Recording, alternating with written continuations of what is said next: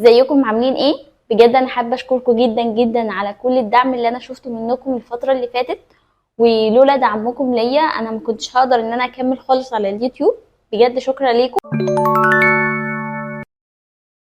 وليه سبت شغلي اللي المفروض كان مستقر ومرتب ثابت وقلت اجرب اليوتيوب وانا مش عارفه هل هنجح فيه ولا لا، بس ربنا امرنا بالسعي والنتائج دايما بتاعت ربنا. تعالوا على المشاكل اللي خلتني اقرر اسيب الشغل وابدا محتوى على اليوتيوب. مع دخول الاي اي بقى الطلب على الانيميتور والكاركتر ارتست اقل، وخصوصا في السوق المصري ان الشركات الانيميشن بتحب التوفير، وبرده موضوع فقدان الشغف، وبقى كل حاجه انا وغيري بيعملها ملهاش بريق زي زمان، لان الناس بقت شايفه ان الاي اي بيعمل ده بكل سهوله، فما بقاش في فكره ان الشغل ده جامد وتسلم ايدك والتشجيع النفسي. حتى ده بقى اللي بيتقال بقت كلمه جميله وحلوه، بقت كلمه ملزقه خالص. السبب الرئيسي بقى ان الاي اي بقى داخل في كل شغلنا بشكل كبير جدا، ودي حقيقه اي حد ما خدش باله منها هيخسر شغله قريب جدا. من الحاجات اللي انا كنت بعملها برضو هي رسم الشخصيات على موهو، وبعمل ليها اكتر من بروفايل وزوايا، ودي عمليه كانت محتاجه فن عشان الشخصيه تبقى شبه بعضها من كل الزوايا. الزاويه الواحده بس كانت ممكن تاخد مننا يوم شغل او اتنين، دلوقتي بقى الاي اي بقى بيعملها في ثواني.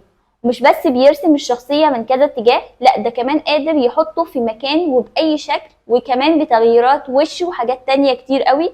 اكيد كلكم شايفين ده. فانا هنا وقفت وسالت نفسي ايه اللي جاي بعد كده، وهل كده خلاص استسلم للوضع ده وابدا ابقى مهمشه والوظيفه اللي انا كنت بحبها وبتديني ثقه في نفسي اني ابقى فنانه وبعمل شغل كويس واتحول لاقل ما يقال عنه روتين. بدات اتعلم حاجات كتيره عن الاي اي، اتعلمت كون في يو اي، وبدات اشوف ان كل المواقع اللي بتنزل موديلات جديده سواء في انشاء الصور او التحريك. تعمقت لقيت ان الموضوع مرعب بشكل مخيف، اللي كان بيتعمل في شهور وبيحتاج ناس كتير بقى بيتعمل في ساعات وانت لوحدك. طب هل معنى كده ان شغلانه التصميم او التحريك انتهت كده وهنقعد في البيت؟ لما دخلت في الموضوع اكتشفت انه لا، لان كل واحد ليه لمسه ونظره في شغله. زي ما انا كنت بحرك قبل كده وبيقولوا لي شغلك ممتاز، دلوقتي انا مش بس هحرك، لا انا هعمل محتوى كامل واحط فيه بصمتي.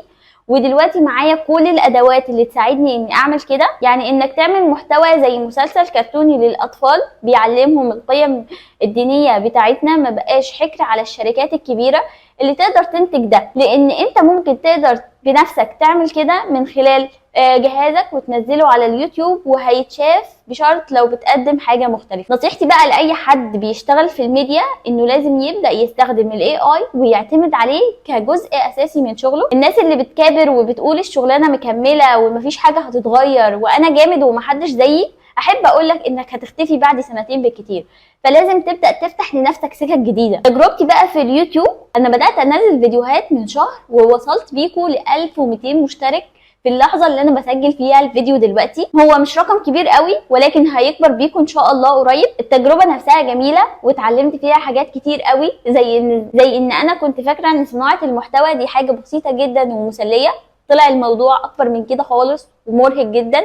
وكنت فاكره اني لو بعرف استخدم حاجه فاكيد هعرف اشرحها لغيري، بس الحقيقه لا، الموضوع مختلف تماما. وتبسيط الشرح وتوصيل المعلومه دي مهاره ومحتاجه تدريب. قابلتني كام مشكله كده في الشهر ده، اولهم واهم حاجه هو تسجيل الصوت اللي من خلاله الناس هتسمعك وتفهم انت بتقول ايه. اساسا انا جربت كام مايك وكلهم طلعوا صوتهم غريب جدا، لاني بصور في مكان بيكون فيه دوشه شويه فبضطر اعدل على الصوت فبيبوظ مني اكتر. حاسه اني بدات احل الموضوع ده شويه وبدا يظبط، وانتوا قولوا لي برده هل الموضوع اتظبط شويه ولا لسه. وفي مشاكل تانية كتير هتكلم عنها في فيديو جاي ان شاء الله. وشكرا لكل واحد كتب كومنت وشجعني فيه اني اكمل، واشوفكم على خير في فيديو جاي.